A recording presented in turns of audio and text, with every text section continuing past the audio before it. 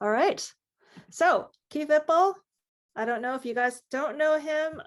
You should. So here he is. He's the founder of and CEO of Spring Activator, which is a really lovely, incredible accelerator, particularly for social impact companies.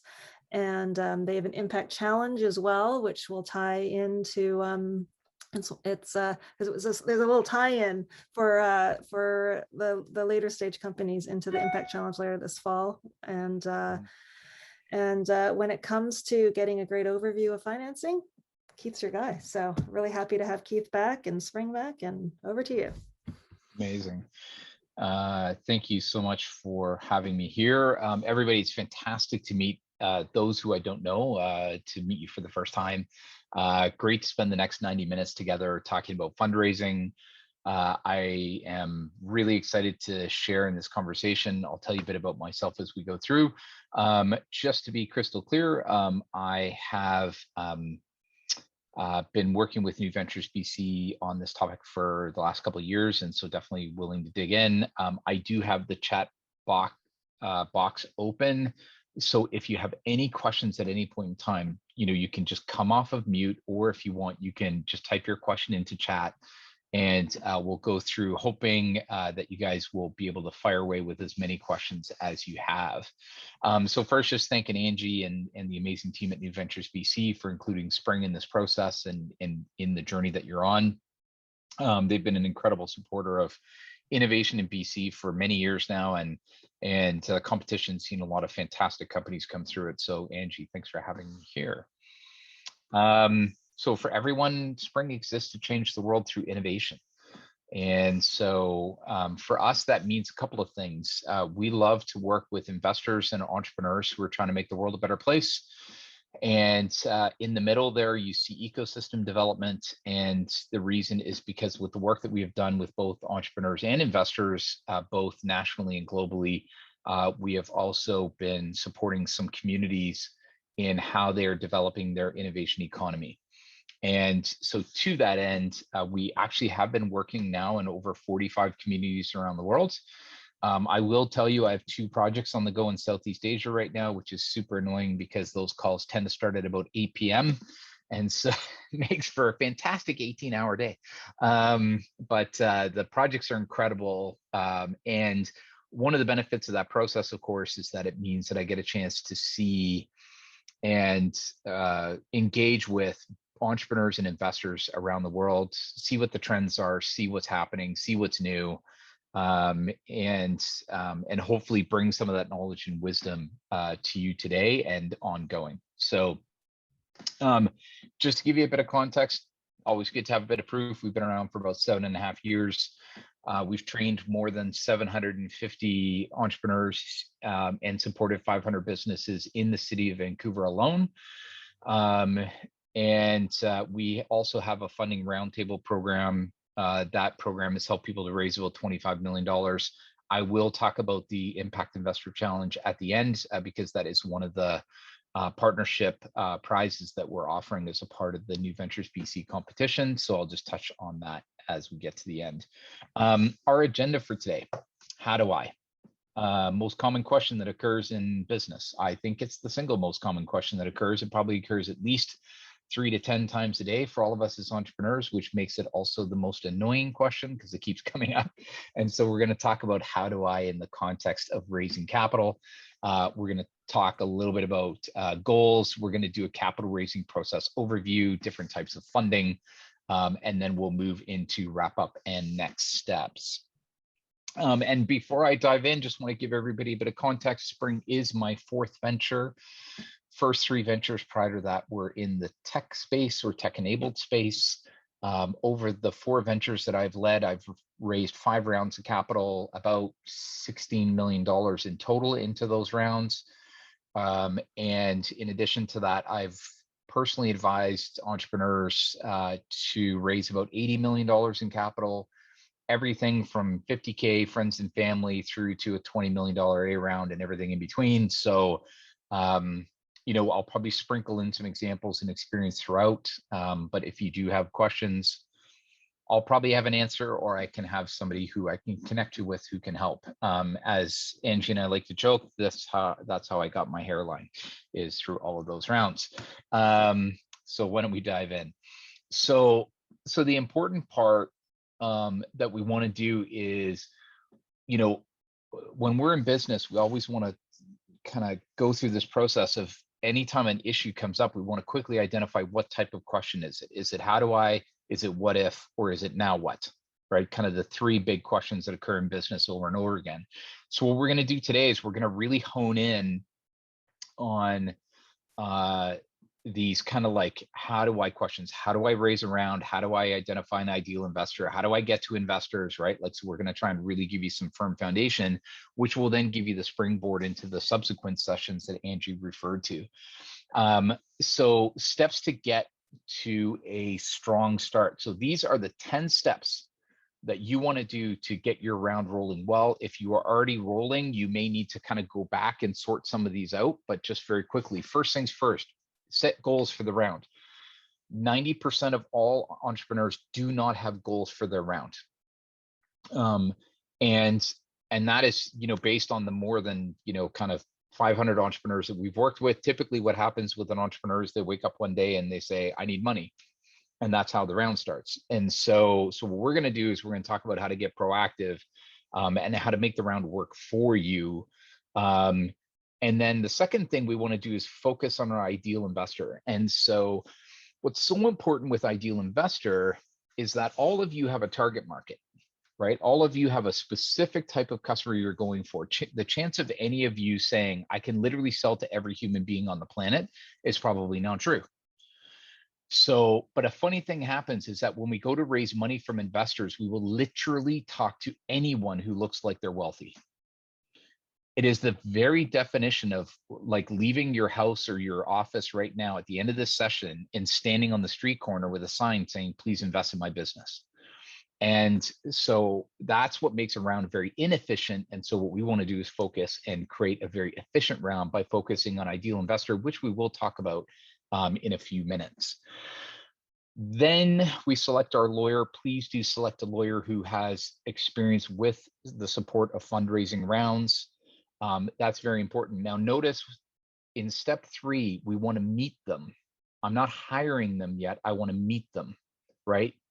One of the common misconceptions about raising a round is that your lawyer is a part of the transaction. That is not true. Your lawyer is a partner, right? Your lawyer is the person who will have your back and help you to see, any of those hiccups or gotchas or nasty terms and phrases that somebody might try and insert in on your round. And they really can help kind of guide you through. So we want to start to meet folks now and get to know them. From there, then we build our 5-year forecast, 3 years if you're really early. So for any of you who are raising money for the first time and possibly are a first-time entrepreneur, you may be saying to yourself, why am I creating a 3 to 5 year forecast? The numbers are all going to be wrong anyways. What's the point? And so my comment to you is kind of twofold. One is, yeah, you're absolutely right. Your numbers are going to be wrong, of course, right? They're just assumptions at this point. The reason we build a 3-year forecast, or if we're a little bit farther along the 5-year forecast, is because it helps us to show investors a couple of things. One is we've done our homework, so I'm prepared. Second, it helps us to show the investors that we understand the levers to pull in order to make our business work. So in other words, what are the key assumptions that we must put into our financial model in order for us to be successful? These are everything from cost of goods sold to e-commerce conversion metrics to length of a sales cycle to the amount of staff that we need to margin to average deal size to lifetime value of a customer, right? Like all of these get baked in. And so one is I show I'm prepared. 2 is I understand how my business is supposed to work. And then the third thing is make a couple of versions. Show them that you have understood that your revenue forecast might be wrong and you might actually only get half the revenue. Can you still get from A to B with half the revenue? And then the other one is what happens investors get excited and they want to invest more money than you're anticipating raising. So I'm going to share a true life story. I was pitching an investor in 2013, and we were nearing the end of the round. It was a $500,000 round. We were at about $400,000 committed. We were sitting in front of this fantastic investor, and in the first meeting, 45 minutes into the first meeting, he's like, "I've heard enough. I'm in." We're like, "Fabulous." And so he said, "How much do you want me to invest?" Which is, by the way, one of the more difficult questions to answer in this process is instead of them putting a number on the table, you have to give them a number. And so what I told him was, I said, I know that your average check size is 25 grand, but I'd like you to put in 50, and here's why. And then he said, without missing a beat, he said, "What if I put in 400? So here's my comment. I literally had an opportunity to answer that question on the spot. Like, I needed to be able to say to him, yes or no. And if it was yes, what the heck was I going to do with the money? And so I had done 3 versions of my forecast, and I said, "Hey, Jeff, thanks for asking. I would accept your 400 grand, and here's why." And I actually walked him through, and he's like, "Great, I'm in." So my round went from a 500K round to $1 million round in the span of 3 minutes. And so that's why we do it, is because we can't predict where an angel investor goes. So we are prepared, right? So then once we have that, we start our due diligence folder. And for those who have never raised money before and you don't know what that term is, due diligence is the investment term for homework. It is the homework that an investor does on your company and you, the team, to decide if they're going to make their investment. Notice it's only at step 6 that we actually go to create the financing docs. Now, the fun fact is step 7 is where you work on the deck, right? Notice the deck comes here, right? Know what your goals are, know who you're pitching, get your house in order, then you build the deck off of that. And then you're ready to get out there and start talking to people. And practicing your pitch. 2 numbers that I would ask all of you to take away from this conversation. The number 12 and the number 37. So the number 12 times is the minimum number of times you need to practice your pitch with another human being for you to feel comfortable with your pitch. Remember that if you're pitching an investor, especially post-COVID, when you can start to do this in person again, good etiquette is you will say to the investor, "Hey, really excited to have this meeting, looking forward to the conversation. Would you like me to walk you through the deck, or do you just want to have a conversation?" On average, 90% of investors will say, "Let's just have a chat," which means you need to know your deck cold, right? And you just need to be comfortable in it. And then you start to reach out. So those are the 10 steps. And just to clarify for everybody, you will receive a copy of this deck. So anything that I do share, you guys will have access to. And if you have any clarifying like questions, like if there's anything I cover where you're like, "Hey, I wasn't quite sure about this," or "Could you explain this further?" I will just give me a hot minute. Sorry, very quickly. We'll go back in. Just to make sure. Sorry, give me a sec. Oh, you guys are here for me. There you go. Okay, great. I thought I had already copied it.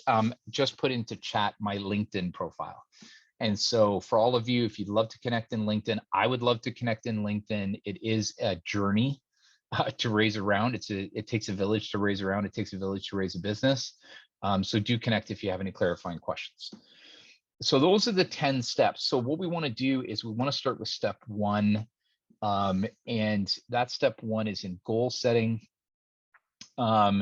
And actually, before I get deeply into this, I just want to touch on a question that was raised from, I'm going to say Merjam. I hope I'm saying that correctly.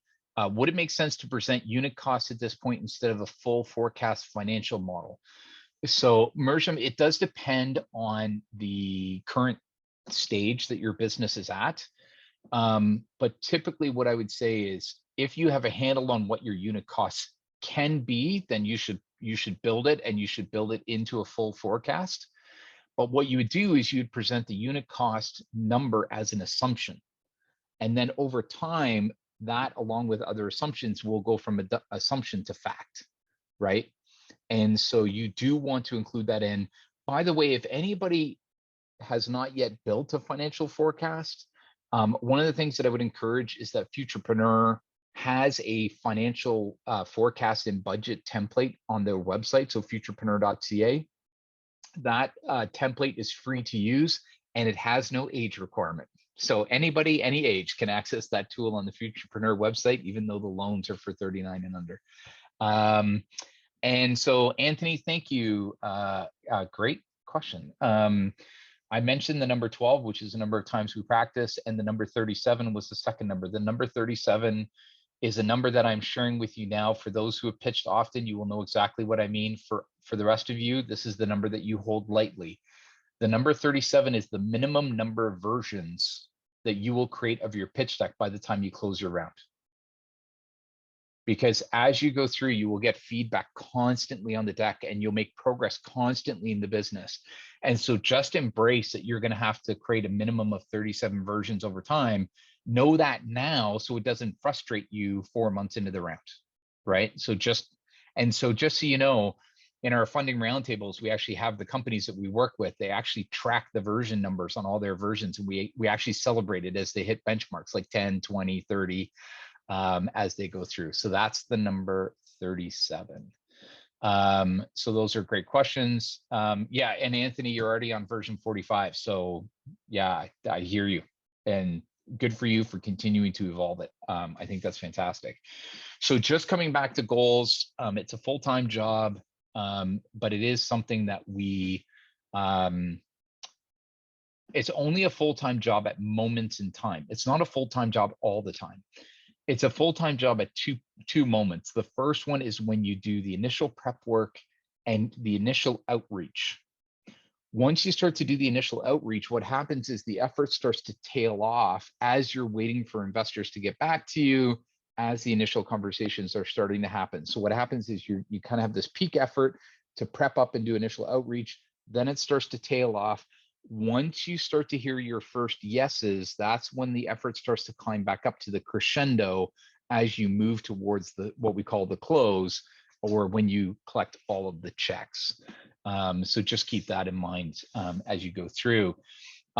So these are the key goals that you are looking to dig into. So who is your ideal investor? How much do you want to raise? We will talk about the ideal investor profile coming up shortly. How much do you want to raise? Huge piece of advice here is to make sure that you have 3 numbers. I gave you the reason why with my story for why you need to have a maximum number, right? Like if investors get excited and you have a target number, for round number's sake, I'll say 500,000. If it looks like you can raise more than 500,000, what is your answer? Will you take more or not? And that there's a specific term for that, which is if you have the potential to raise more than your target, that is what we call an oversubscribe. And so the question, so if you get into a situation with some investors and somebody says, hey, would you be willing to oversubscribe? What they're saying is, would you take more than your target? And you need to have a clear answer with a why, right? So I will and why, or I won't and why. But the minimum is also critical. And the minimum is critical because if your target is 500, but you can only raise 250, what do? Do you take it or do you not? Right? So what is the minimum amount that you need to get from A to B? And the reason is because it helps you to position the conversations as you go through early on. Because the last thing you want to do is meet investors and say, I am raising 500,000. And then 6 months later, you find you're stuck because you can't raise it. It's very awkward and challenging to go back to the investors who have said yes and said, hey, listen, by the way, I told you that we were going to do 500, but I'm only going to do 250. Because those who said yes are going to say, why? And if you say, because I can't get the 500, guess what those investors are going to say? They're going to say, I'm out. And so, true story, the worst case scenario I've ever seen is an entrepreneur who was raising $500,000. They got to 485 and they couldn't find the additional 15. And so they went to the investors and said, hey, we're just going to close the round at 485. And everybody's like, well, what do you mean 485? And it became this interesting psychology where investors were kind of like, well, what do you mean you can't find another 15 grand? And true story, in the span of 6 weeks, the 485 in commitments went to zero because they actually lost their trust in the founder. And so my comment to you is, were they right or wrong? It's not about right or wrong. That's their perception. Their perception was the entrepreneur said they would raise explicitly 500,000 and did not. So they missed, right? And so what we need to do is we need to make sure that we are staying true. So the way that we handle that, everybody, because some of you may be worried and you say, well, how do I deal with that? What you do is you say, we're raising up to 500K and we're raising good money. We're raising money from people who have industry experience, from business model experience. We're raising people who can add value. We're going to take all the good money that's on the table up to 500K. And then that way, if you get to 375, you can go to people and say, I'm really happy with the 375 that's on the board. We're going to stop now so we can focus on the business. So then that changes the format, right? And it changes the mindset. Ryan asked the question, do you also suggest having a minimum investment from an individual investor?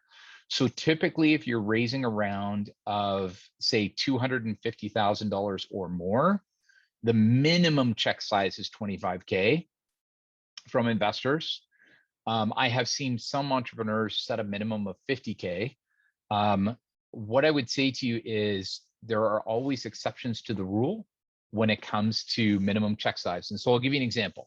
Let's say, for example, Ryan, and Ryan, I have no idea what you do as a business, so this is purely theoretical, but let's say Ryan, with his business, he walks down the street, he bumps into Ryan Holmes from Hootsuite, and Ryan says, hey, you're Ryan Holmes. I'm a Ryan too. And Ryan's like, hey, that's cool. And then they're like, let's grab a beer.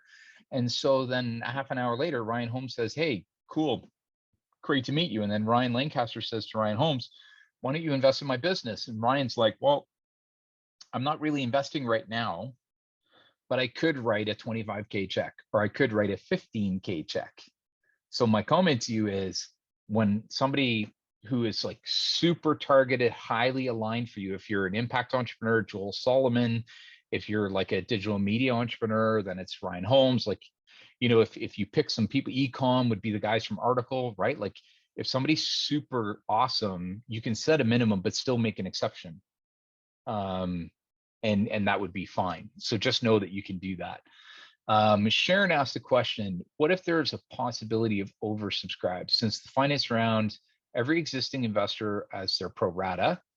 Lawyer asked this question of what are the opinions and pros and cons? Awesome. Ryan, by the way, thanks for sharing that URL and what you're doing. So Sharon, what happens in the case of an oversubscribe? Oversubscribe is a management decision.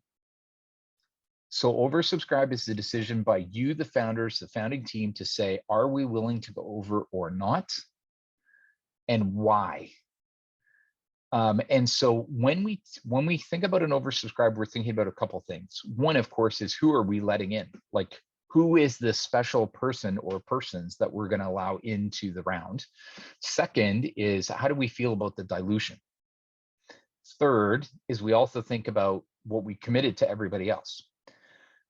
So typically when you have an oversubscribe and you go back to the investors who have committed in, they're generally happy to hear about it, but they would like to understand the logic about whether or not you are willing to accept it. And so typically in this case, it is an option for you with this management decision to say, who are these new people that have come to the table? And is it worth us taking the extra dilution? And is it worth us taking this extra money? And so that is a management decision. I personally like to say, if I'm going to go oversubscribe, that's the time to get picky, right? Like, do they really have industry experience? Do they really have business model experience? Do they have an amazing network of investors, right? Like, so what are the things that they're bringing to the table? And then the more that they bring strategic value, like industry experience, business model experience, a network of other investors, the easier it is to talk to the existing investors and say, hey, we're going to oversubscribe. And they're going to be like, why would you do that? And you would say, well, because Ryan Holmes is coming in, or Joel Solomon is coming in, or Jay Friend from Rhino Ventures is coming in, and it's econ, right? And then people would be like, oh, Ryan Holmes is coming in. Well, in that case, good, you know. So, but if you just say, hey, Uncle Charlie wants in for 100 grand, then yeah, people are probably going to question that. So we want to make sure that we have a thoughtful discussion as a team, the pros and cons of taking additional money in exchange for additional dilution. And if we are oversubscribing, then is there good strategic reason to do it, or are we just grabbing the money, right? And so those are good questions to ask as we go through. How to find angel investors, question mark. We will be covering that off in a few slides. And my guess is that actually when you go to the pitch session in a few weeks, you'll probably cover that off again. But we'll cover it off here. So we've done a good job of covering off the goals, what kind of money we will talk about in a minute.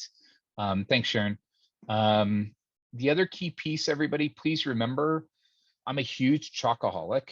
I love chocolate. If any of you want to bribe me to help you with your round, just offer me chocolate, especially dark chocolate.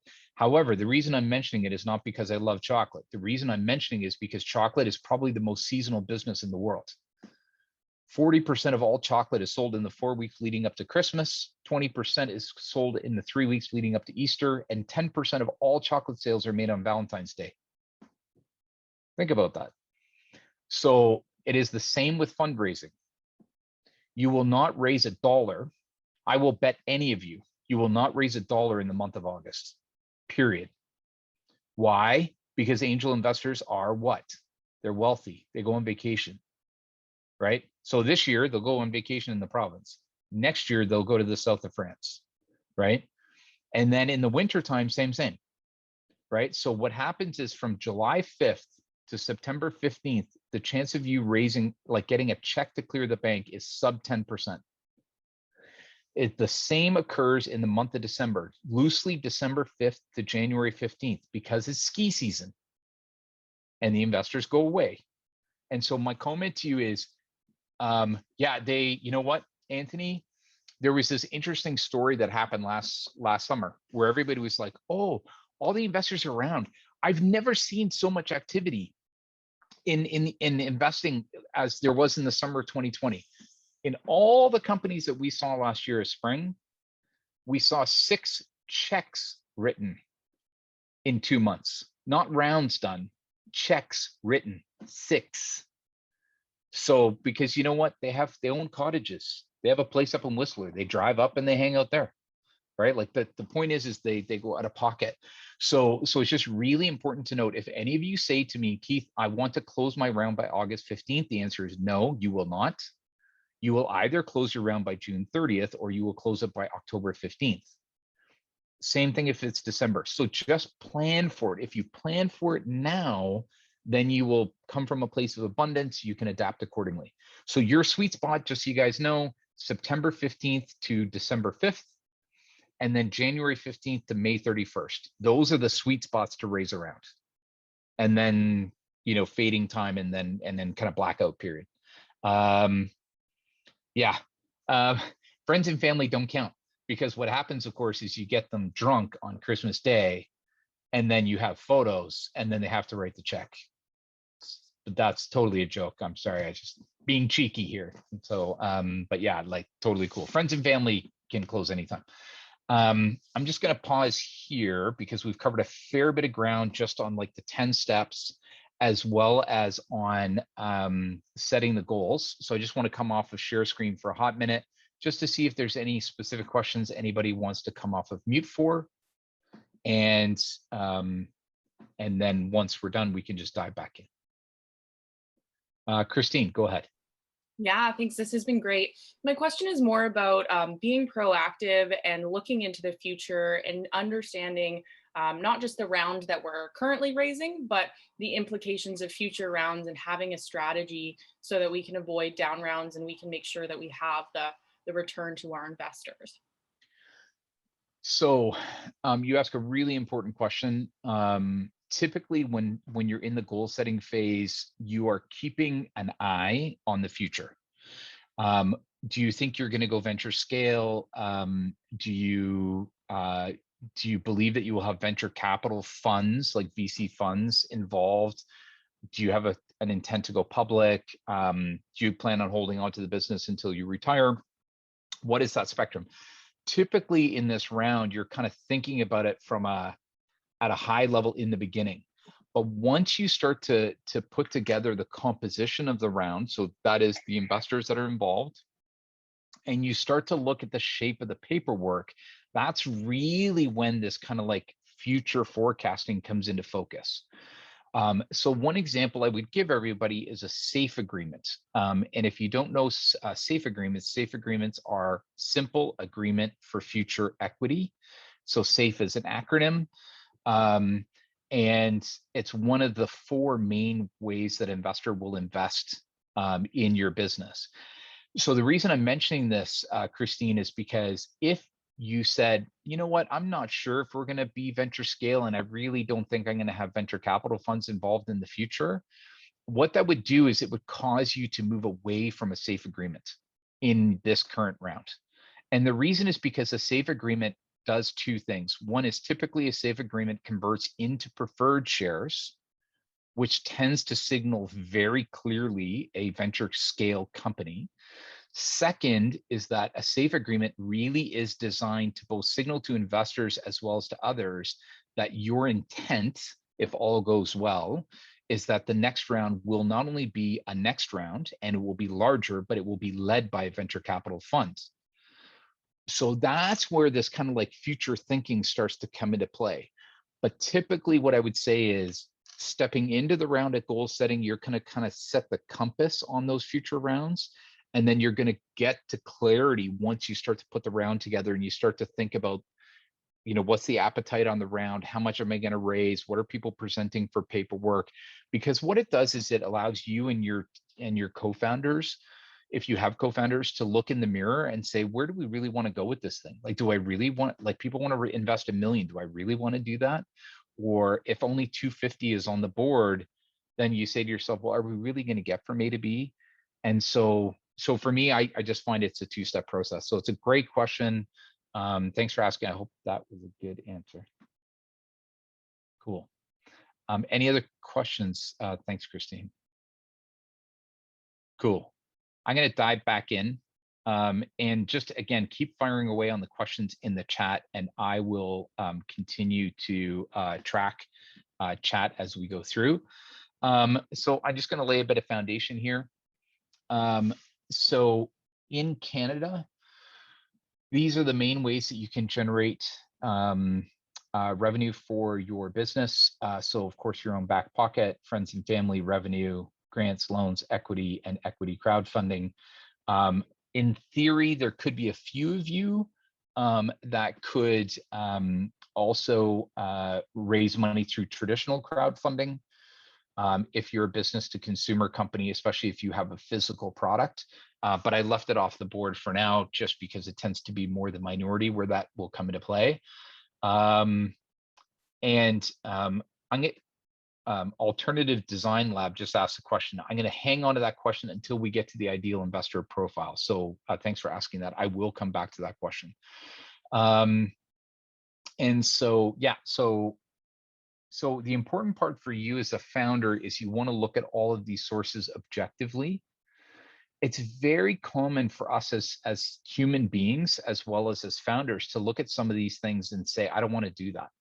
So for example, some people are adverse to loans. Other people are adverse to giving up equity because of a lack, or giving up control. Loans, of course, because of repayment and personal guarantees, etc. Like, these are sound reasons. Some people are terrified of the idea of going to friends and family. And all of those I have a tremendous amount of respect for. But at the same time, I do want to make the observation to everyone that if you have like an emotional reaction to any of these, that is irrational. And what you want to do is have a rational, thoughtful response to each one of these, because I believe that objectively, at various points in time in your business, loans can be fabulous or terrible. equity can be great or bad, right? Like everything has pros and cons. Your own back pocket has pros and cons, right? And so the important part is that what we want to do is we want to be thoughtful about what we're looking at when. So I love loans pre-launch. Futurepreneur is a great example of this. And then the next time you want to take a loan is when you're doing at least 50 grand a month in revenue. You are cash flow positive for sure in the free and clear, and you know exactly how you're going to make money. Do not take a loan in a pivot. So if anybody knows Build Direct, Build Direct is probably the biggest single failure story of a company that took a gigantic loan in the middle of a pivot and failed. Like it was a bad time to take a loan. And so just be thoughtful about that as you go through. So I just want to make sure that you're grounded there. Now, the reason I raise it as well is because it also impacts when you receive the cash. So some of you may be sitting here saying, Keith, I need cash in 6 weeks. Or you're saying, actually, I'm looking to raise money by the end of the year. And so just remember that based on your time horizon for cash out, or the cliff, as some of you may have heard that term, you look at the cliff will help you to decide where you're going to raise capital. And so for us, just remember that running a startup is a very high risk venture with a high probability of failure. So when we are raising capital, we want to play the odds. So what I'm presenting here is a way to play the odds on timeline and just being thoughtful about it. So the important part here is, raising money from investors, typically 4 to 12 months. Have you heard stories about people who have raised around in 3 weeks? Yes, I have seen it personally happen. I see it happen once a year. Everybody else slogs through it for 6 to 12 months. And so it's okay. Our goal when we focus on ideal investor and plan ahead is that we get this timeline down to 3 to 6 months. That's our goal, is to make it efficient. Again, taking into account any timeline related to seasonality. So that gives you a bit of a perspective on time to close. And if at any point in time, any of you are stuck on cash flow, I would say, don't hesitate to reach out to a trusted source or trusted person in your network, or reach out to me. Like the all-time record that I have is an entrepreneur who reached out to me with a staff of 10 at Friday noon, and they said they could not make payroll on a Monday. And my comment to you is, we rolled up our sleeves, and between Friday noon and Saturday at 9:30 a.m., we found 25 grand and they made payroll. Good. So my comment to you is, I'm fearless about the cliff, but the important part is to get past it. It usually takes some help. So don't be shy to ask. And if you get stuck somewhere in this cash flow cliff, definitely do raise that. So just to touch on the landscape of paperwork, and Angie mentioned earlier the future sessions that are coming up, and I know for sure one of the sessions will incorporate and dig deep on these 4 ways that you can raise money for your venture. So common shares, convertible notes or convertible loans, safe agreement, which I mentioned briefly earlier, and then preferred shares. The reason that I put them in this sequence is because, generally speaking, that is the sliding scale, where common shares are the most democratic and the most equal between you and the investor. And preferred shares tends to be where you provide the greatest amount of preferential treatment to the investor. So it's kind of a sliding scale of what you give as preferential treatment or sweeteners to the investors to have them invest in your business. So do keep that in mind as you go through. And Will asked a question, what are the various costs of capital? So Will, that's probably it is a multi-layered question. So thanks for asking. Cost of capital, if you were to look, for example, at this chart that I'm referring to, first cost of capital is dilution, right? And what you're giving up as a percentage of the business. And that, of course, is the most expensive form of capital, right? When you give up a piece of ownership in your business, and the greater the piece of ownership, the more expensive the capital. But in addition to that, you will also notice that in the case of convertible notes and now more frequently in safe agreements and in preferreds, you'll see a discount A discount is also an additional cost of capital. In the case of a convertible note or convertible loan, an additional cost is the interest rate on a convertible loan, which typically is about 8% over the 2-year life of a convertible loan. So do keep that in mind as you go through. So just keep in mind that as you're preparing for your round or as you're going through your round, if you as the founder say to an investor, I'm raising on common shares, what you're saying to them is, my company is above average. We've got a really good team. We've made good progress. And therefore, I feel like I have the ability to just offer common shares because that's the most democratic form. That's what you're implicitly saying. If you go into the market offering convertible notes and safe agreements, then what you're actually saying is, I've got a good company, but I also know that in order to compete equally on stage, I've got to be offering a little bit something special. So that's what you're conveying as the entrepreneur.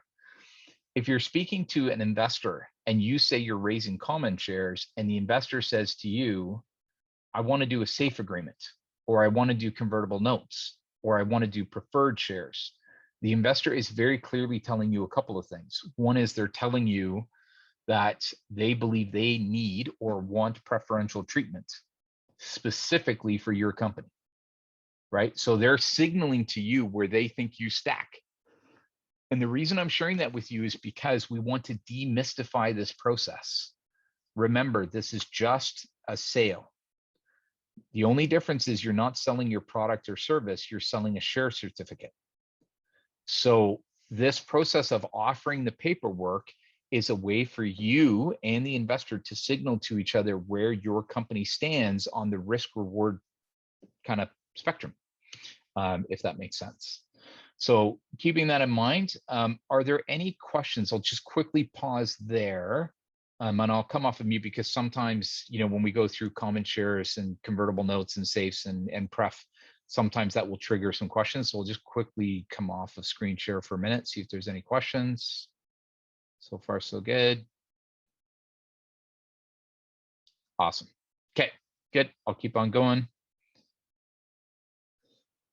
All right, ideal investors. So we have alluded to this a couple of times in this session, and now we're going to dig in on it. I'm excited for that. So a couple of things that I would say, and I've spoken to the first couple already. So one is industry experience. This is in priority order. If somebody understands your industry, they are the best investor for you. They get your industry, they get the space that you're in. They might have access to customers and partners. And so that's a really, really, fabulous way for you to add value beyond the cash, right? So we're always looking for more than the check. The second one is the business model. Whether you're doing software as a service or freemium or e-com, anything in between, if they understand your business model, again, hugely beneficial. Because they can add the wisdom and experience, the network connections to help you get there.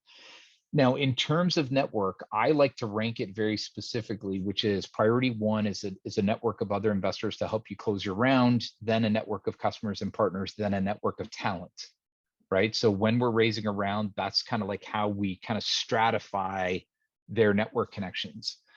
What I mean by geographic relevance is a mix of both local as well as where you intend to go with your market. So let's say, for example, Sharon is thinking about scaling into the US and her entry point is LA, right? So for example, like in Sharon's case, then to have an investor who gets her industry and business model and lives in LA or lives in California, fabulous. To give everybody some context, in the last 5 years, for the 70 plus rounds that Spring has supported, almost 80% have been cross-border, 80. And that is a mix of interprovincial and or cross-country, like as in between Canada and the US, Singapore, London, Berlin, where else? Paris, Beijing, Shanghai, Mexico City. Like there's a lot of investors out there. And when you start to think about it in terms of industry and business model, then you stop worrying about where people live, right?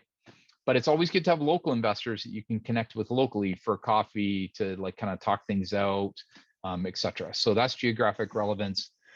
Point number 5 is very important. I've learned this over time. I think many of you, if I ask you the question, what's your exit plan? Many of you would probably say to me, Keith, the plan is to grow the business. But if somebody comes along with the right check size at the right time, we'll say yes. And I get the answer to that question. But fundamentally, you probably have a timeline in mind. And so that could be 3 years or less. It could be 5 years or less. It could be you want to retire with the business. I don't care. Tell the investors, because investors have a timeline. So one example I love to give is Shannon Susko, who is a 2-time exit tech entrepreneur, very successful. Angie would know Shannon through like the Ace Tech community and leadership development. She's fabulous. Wrote the book Metronome Effect, post her 2 exits. And so, but it's important for you guys to hear this. With both her companies, the day she launched them, she said, we're selling these in 5 years or less. And then that way, when she went to the investors, all the investors knew that's what it meant. Because what it means is it means timeline. It also means the multiple, right? Like the exit multiple. You can achieve X amount in 3 years. You can achieve X amount in 5 years. You can achieve X amount in 10 years. So make sure that you communicate that if you can. Because I find that post round, that's the #1 source of friction. And just so you know, hopefully I'll make you guys laugh. True story. First company that I was running, we had raised a round, and we had told everybody like we were running for the long haul. And then I don't think it was 18 months after we had closed the round, and one of the investors gave me a call, and I was like, hey, how's it going? He's like, good. And he's like, hey, I want my money back. And I was like I honestly thought something had happened. And by the way, it will happen. Sometimes people will call you with like, say, a personal emergency, and then you have a judgment decision as to whether or not you can try and help them get out. And so this person, I was like, hey, what's wrong? Like, what's going on? Like, how can I help? And he's like, no. My wife and I want to renovate the bathroom, and the money I invested in your company is what I'm going to use to renovate the bathroom. And I was like, no, you're not. Yeah.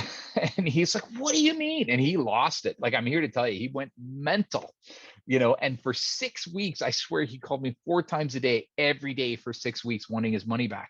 And I was like, dude, I love you to death. The answer is no. Like, we talked about this.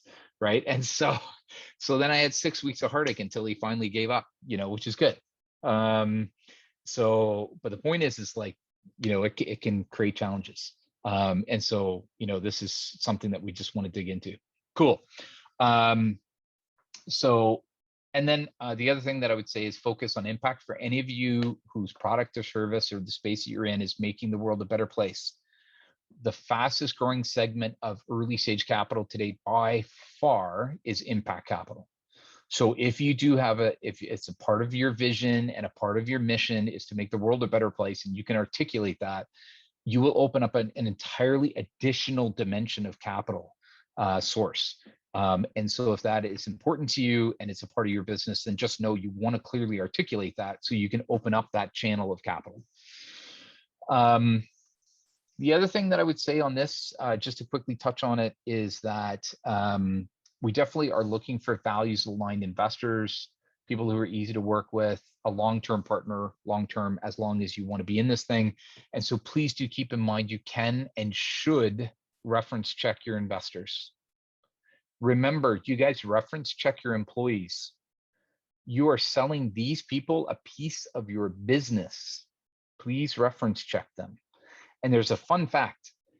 On average, maximum 3% of entrepreneurs actually do reference checks. Whenever an entrepreneur asks an investor for a reference check in Vancouver, I hear about it. And you know what I hear?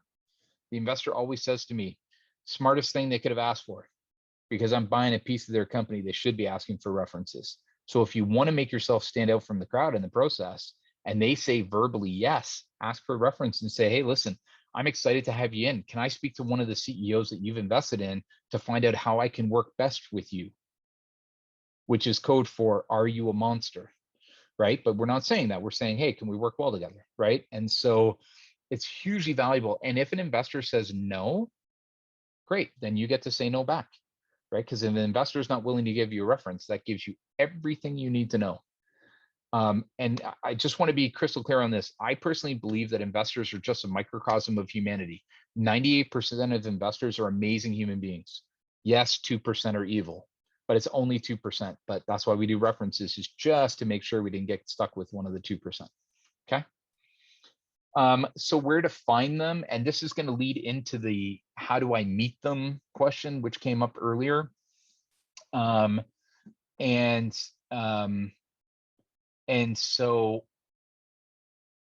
also with the alternative design question that came up about, can an investor be a company in the industry? So where can we find investors? So when it comes to individual angels, angel groups, venture capital funds, AngelList, Gust, LinkedIn, Crunchbase, NACO, those are the top 5 sources if you're doing research. And so what I love to do is, remember I gave you this kind of like 6 categories. So what I love to do is I love to open up a fresh spreadsheet, first name, last name, organization name if it's relevant, and then I have these 6 columns. And what I'm doing is I'm ranking everybody on a 5-point scale. So 1 to 5, where 5 is the highest. Do they have industry experience? Do they have business model experience? And so, true story, what you do is you open up these platforms, and then you either grab, a bottle of your favorite wine or a box of your favorite beer or your favorite kombucha, whatever is your favorite drink, and you sit down for a couple, 3 hours on a Thursday night, and you bash away until you come up with 40 names. And so it's a great way to do it, because it really helps you to kind of like hone in on what that ideal investor looks like and where you can find them. And it also helps to break down this mythology that you have to find all of your money in your hometown. Whether your hometown is Victoria, Kelowna, Vancouver, Calgary, I don't care where, your goal here is to say, I'm looking for great money, strategic money. Where is it? Now, to the question that was raised, can it be a company? So can it be a strategic corporate investor? The answer is yes. And as a matter of fact, in 2021, now more than ever before. The important part is that if you have a company in your sector invest, typically in the investment paperwork, there is something called a ROFR clause. ROFR is right of first refusal. So ROFR. So a right of first refusal clause says, TELUS invest in your business. And the right of first refusal clause says, if somebody wants to buy your business, TELUS has a right of first refusal for a certain period of time to look at the deal first. That's their right, because they've invested. So the important part is that having a strategic investor in the industry can be really valuable, but you have to pay very close attention to the ROFR clause. Because if they put in a ROFR clause, right of first refusal for 30 days, it literally will eliminate all possibility for M&A from any other company. Because what happens is I call you and I say, hey, I want to buy your company. And then you say, hey, Keith, fantastic. TELUS has a 30-day right of first refusal. So now I will go to them and I'll call you on day 31 and I'll be like, don't bother. So the maximum length of time for a right of first refusal clause is 15 days. Absolute maximum. Your goal is to set it at 7. And that way, if you have a corporate investor who comes in and they want a right of first refusal clause, you say, great, like, you're an investor in my business. You'll know everything about my business anyways. The maximum amount of time you need to make a decision is 7 days. Anything else, you're probably on vacation. So let's just get it done, right? So that's kind of the path that we go through. So then another question. So Priyesh asked the question, how do you rate an investor if their portfolio has competitive companies? So you actually raise an important point, which is here, Priyesh is asking this question, where do I add a 7th category, which is, do they actually have a track record of picking good things? I think that's probably where the reference checks come in as well, because sometimes all the stuff they've invested in is still early and there's not yet a clear indication as to whether or not that stuff is going to be successful. So keep that in mind. I'm more curious myself about, are they values aligned? Do they have more to offer than just the check, right? Do they have the industry experience? That's kind of where I'm really focusing in on those questions. So I'm just going to come back here. Are there good options for venture debt? to get 100 to 500K for a proven business model that doesn't qualify for traditional bank financing yet. Richard, there's not a ton of options out there. Theoretically, there are some options. One of the most obvious examples would be what we would all call here revenue-backed financing or revenue-backed debt. And one example that I would give to everybody is an organization which is called Tamaya Capital. They were one of the first ones in Canada to do this revenue-backed financing. You will actually now find multiple organizations that do it. Most of the revenue-backed financing options, actually Clearbank does the same thing. And I'm sure you guys have seen Clearbank's ads all over Facebook. And so, but Clearbank is another good example. Typically, they're looking for e-com or SaaS that's at scale. Typically, they're looking for you to have at least $1 million in annual revenue already. So if Richard, you're kind of like north of $1 million a year in annual revenue, then you're probably starting to qualify for some of that venture debt. If you're under, you're going to find it's a little bit more sparse. In the case of BDC, if you're at the right place in your stage, BDC or Business Development Bank of Canada can actually be a fantastic and loyal partner for Canadian businesses. But typically with BDC, you have to have a minimum of $35,000 a month in recurring revenue or equivalent, and you must be cash flow positive for at least 3 months, ideally at least 6, for the venture debt to come into play from BDC. Remember, it is debt, so there is a lower risk tolerance in general for debt than there is for equity. So that's the reasons for these questions. Yeah, Syed, you asked the question about investors of direct competitors. Yeah, for sure, you want to be cautious. I am going to give you my opinion, not a recommendation. My opinion is I would never do it.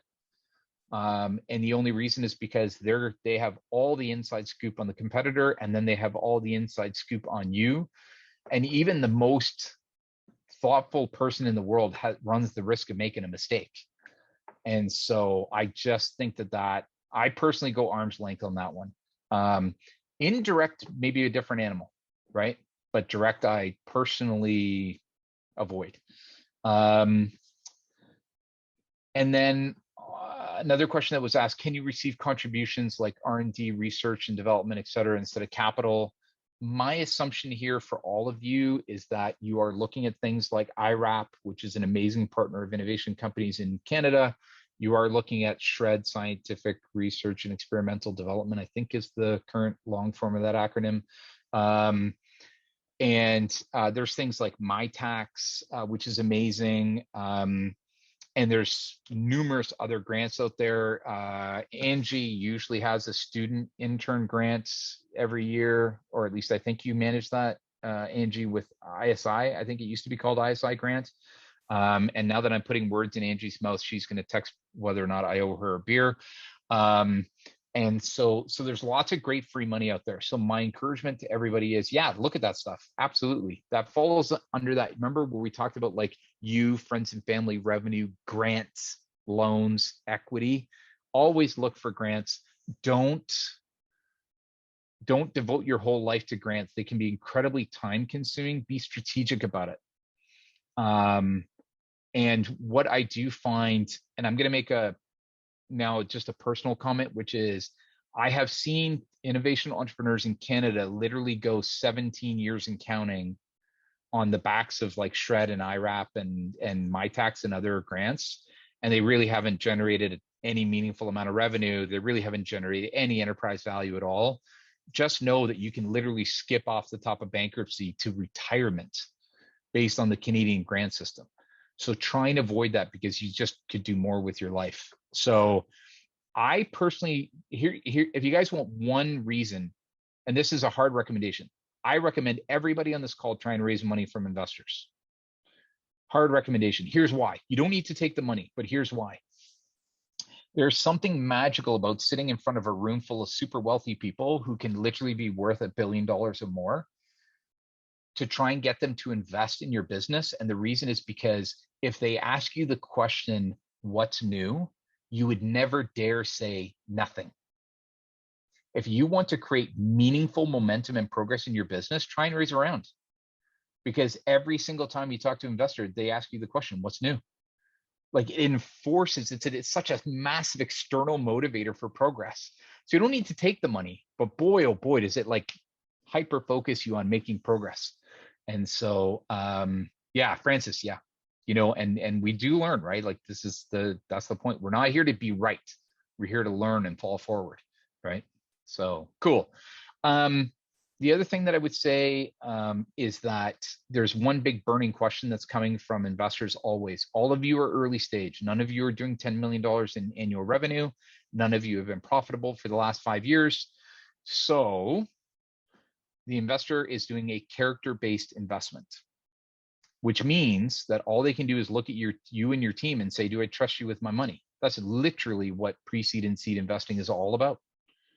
So my encouragement to all of you is always have a notebook or a spreadsheet or something handy. Every time you're getting ready to communicate with an investor, ask yourself the question, what am I going to convey in this meeting that will increase their trust in me? Am I going to convey progress? Am I going to convey lessons learned? Am I going to convey problem solved? Am I going to convey humility? Am I going to convey inquisitiveness? What am I going to convey? And be explicit about it, because they never say that question out loud. What they ask is, what's new? That's the question that comes out loud. The reason they're asking that question is they're like, so can I trust you and your team with my money? Always remember that question. Because if you say, you know, they say what's new and you say nothing, then that's probably the last time you're going to talk to them. So just keep that in mind as you go through. So typically I would pause here. You guys have been great in answering questions. I just want to make sure that I get through my final slides and we're on time. So managing the funnel. Again, everybody, you will get a copy of these slides. Do not need to write it down. Your sales funnel for fundraising is 10 steps. There's just a couple things I want to highlight. Remember, we're founders and this is our baby, right? Our company. And so if you meet an investor like Angie, and Angie's like, wow, Priyesh, amazing company. I'm so excited to continue this conversation. That does not mean that Angie is saying yes. What she's saying is, that was a great first meeting, 10%, right? So when you meet somebody and they express interest, that is 10% probability to close, 90% probability they won't, right? If you get them to the next meeting, then they're 25%. When they verbally commit, so if you meet me and I say I'm in, and then I say I'm in for 50K, then what I've told you is I'm halfway to the goal line, no closer. And the reason is, remember, angel investors and VCs are human beings. Life happens. I was on a call earlier with an entrepreneur, and they were panicking because they couldn't get a hold of the investor. And you know why? Is we found out the guy had gotten his second shot and he went down to Mexico. So until the guy gets back, there's nothing, right? So just remember, life happens, and I have many untold funny stories about life happening when people get to verbal commit. So if anybody wants to have a good laugh over a beer at some point in time, socially distanced, count me in, and I'm happy to share those stories. But once you get past that, just remember, even when they say yes, they might keep doing due diligence. And if somebody says to you, and the rule of thumb that I like to use is, if you get to 3 meetings with an angel investor and at the end of the 3rd meeting, they have not given you any indication as to where they sit, what you want to do is say, hey, Keith, or insert investor name, this has been a great conversation. We've had 3 fantastic meetings. Now that we've gotten this far, I really feel like you could be a great investor in my rounds. What do you think? Just ask. Because the best answer is a yes. The second best answer is a quick no.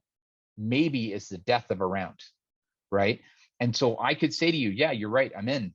Or I could say, no, I'm not really interested. And you're like, well, thank goodness I asked, so I don't have to waste any more time. But if I'm like, well, maybe, then you say, thanks, Keith. What can I share with you, or what can I convey that will help you to get to a yes or no? And literally what you're doing is, with much love, you're putting your hand on my chest and you're pinning me to the wall until I tell you how you will get to a yes or no with me.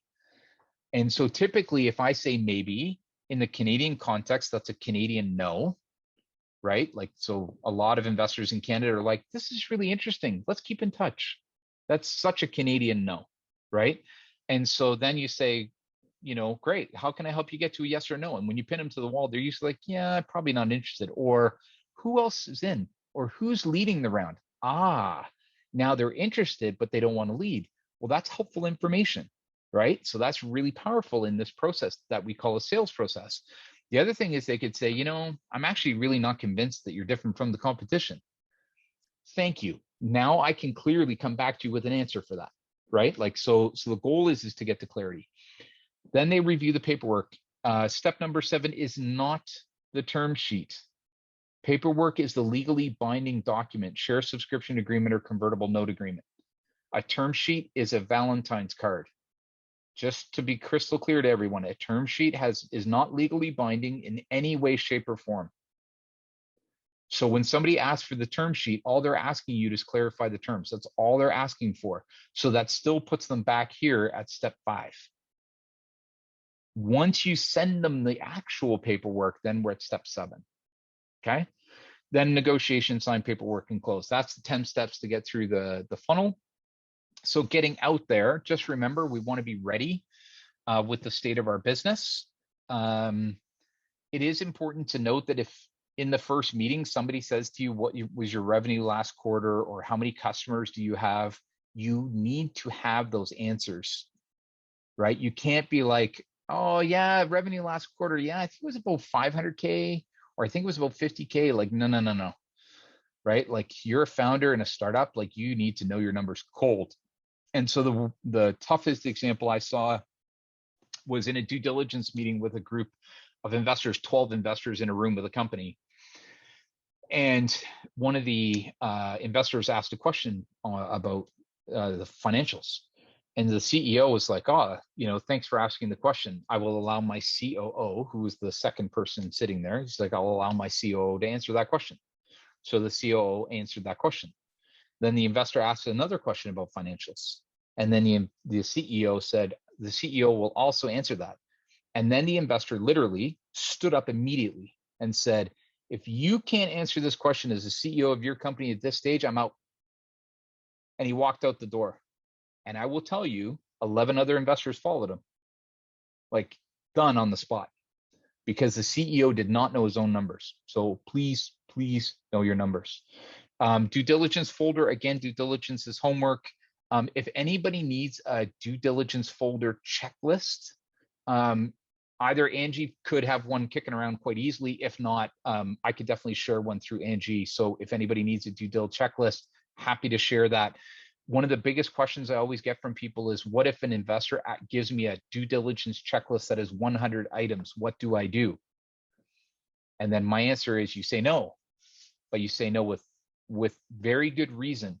So typically when somebody gives you a big long checklist, what it is it's kind of like a boilerplate checklist that they give to every company.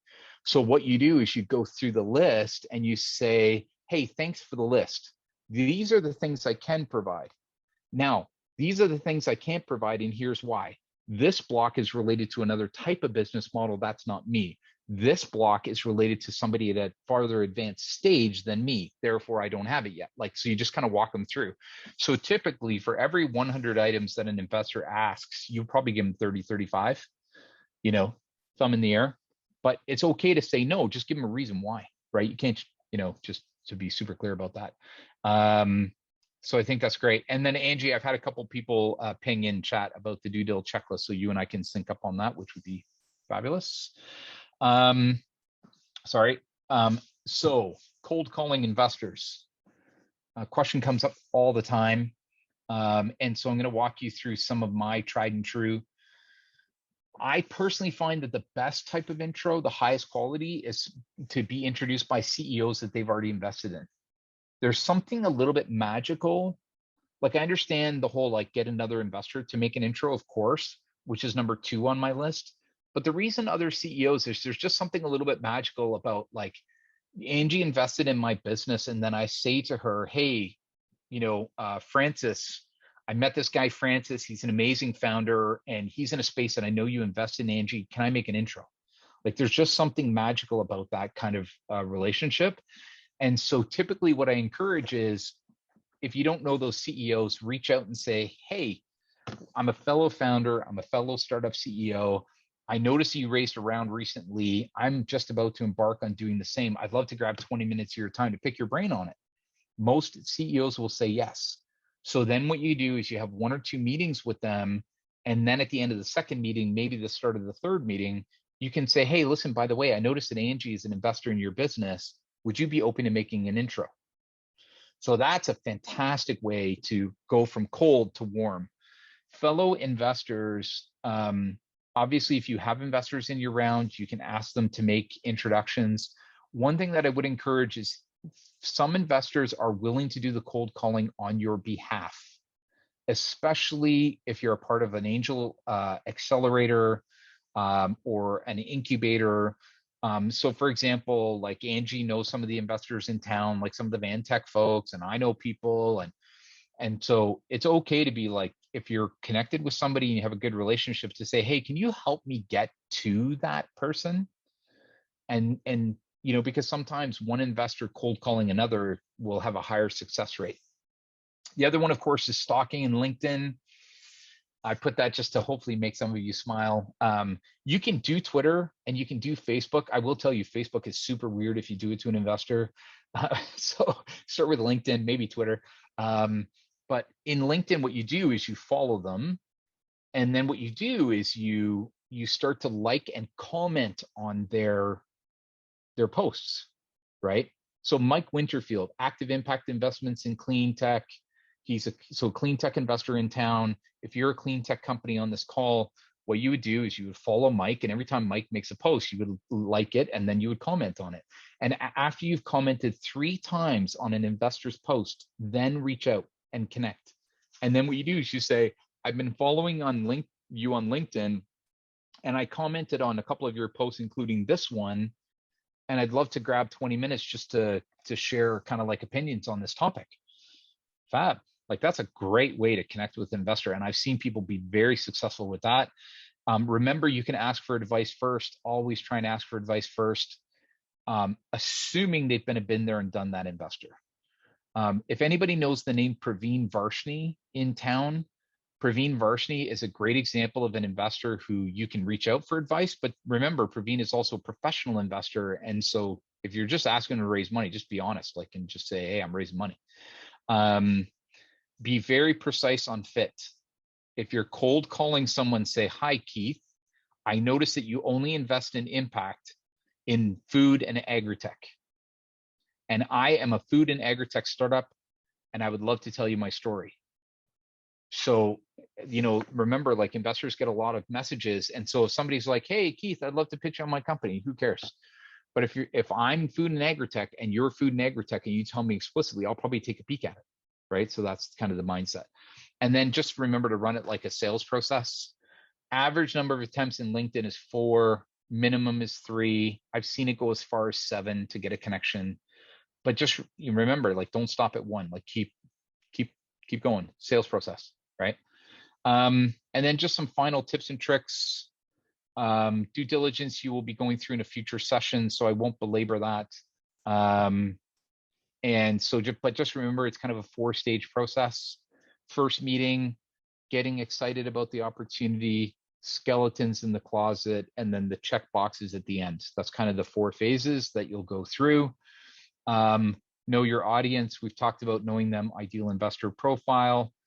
Please remember, you drive the bus. This is your company. It's your round. It's not the investor's round, your round, right? So one example that I'll give you is, sometimes you'll meet an investor and they'll say, hey, listen, use my lawyer and use my accountant so you save money. It's the worst possible thing you can do. Why? Because who did the lawyer and the accountant listen to? The investor. They will not lift a finger for you unless the investor tells you so, right? So it's really important to know. And by the way, I'm giving that as an example because I saw it happen in real life and multiple times, actually. And so you need to drive the bus, which also means, just to be clear, have your round amount, have your paperwork, and have your evaluation in mind, ideally with a term sheet. So if any investor says to you, no, I'll give you the term sheet, you'll say, no, I got one built, because you do not want to negotiate off of their term sheet. Negotiate off of your term sheet. Your company, you drive the bus. Monthly update emails, hopefully obvious. Monthly update emails keep you top of mind. And then the next time you meet the investor as well, you don't have to spend 25 minutes getting caught up, right? Like, you can just get to the meat of it. So statistically, about 5% of all entrepreneurs, 5% only, send monthly update emails. So if you send a monthly update email, you will immediately be in the top 5% of all entrepreneurs, just full stop, super easy. And then, as I mentioned earlier, life happens, investors go away on holiday, they pass away, they win the lottery, whatever, like, stuff happens, right? And always try and build a relationship. I think that's fairly obvious. And I'm going to stop there, just in the interest of time, because I know we're here to wrap. I just had a couple slides on crowdfunding, which you will get as a takeaway. So we just have a couple minutes left. You guys have been amazing at getting questions into chat throughout, but would love to see if there's any burning questions now in the last couple minutes here before we break. Is there a good way to screen investors who might be able to help arrange a credit line on top of an equity investment? Wow, that's such a good question. Yeah, that actually might be the first time I've ever had that question. Richard, very well done. Very cool. I typically no, because what that would indicate is that there's some conflict of interest at a financial institution where an individual could have an influence on a credit line. However, what you are seeing is you're starting to see financial institutions and other entities get into early stage investment, right? So Van City's had like a fund of funds, and they've also done direct investing. RBC has had at least a couple of funds. Scotiabank has at least one fund now. So my comment to you is, in those cases, easy peasy. Where you might find some things is organizations like Boast Capital, Espresso Capital. Like, there are some, Tamaya Capital would be another one, where these are like independent third party, often revenue backed financing, or like shred financing companies. And some of the founders are also angel investors. So that would be a way that you could tackle that. So cool. Great question. Other questions?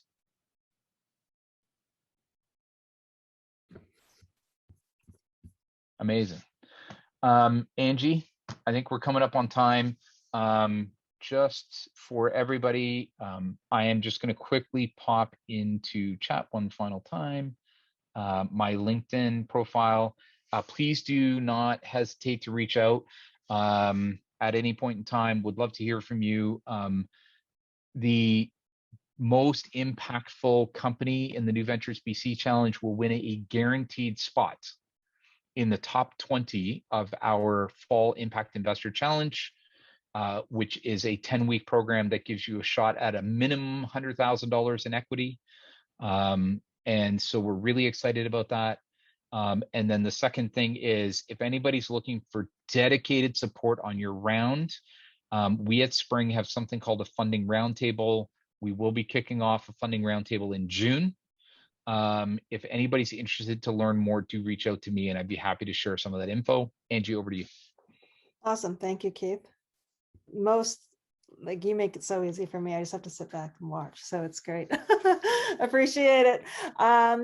And great to hear the funding roundtables will be back in June, because I know those are really popular, and CEOs get a lot out of them. So thank you again, Keith, for your time. I don't know if I remembered you're that big of a chocoholic, so I'll have to make sure I feed your chocolate love soon. So I'll send something your way. I'm all there. I'm all Awesome. there. Awesome. Well, thanks everyone for joining us. So next week is a double. So next Wednesday, we're here with David Raffa talking exit strategy. And as you can see from what Keith said, lots of things to think about before you exit. So that's why we talk about it now here at the early stage as well. And then we also have the following day on Thursday, a 1-hour session with the folks at EY all about SHRED and how to take advantage of that program. So we will see you all next week. I will connect with Keith about that due diligence template or checklist, and we'll make sure we get it out to anyone, or we'll post it as well to our site. So thanks again, everyone, for joining us. Thank you, Keith, as always, for such a great overview. And have a good afternoon, everyone. Awesome. Great to meet everybody. We look forward to keeping in touch. All right. Take care. Bye, Keith. Thanks again. Talk to you later. Okay. Bye-bye. Bye, everyone.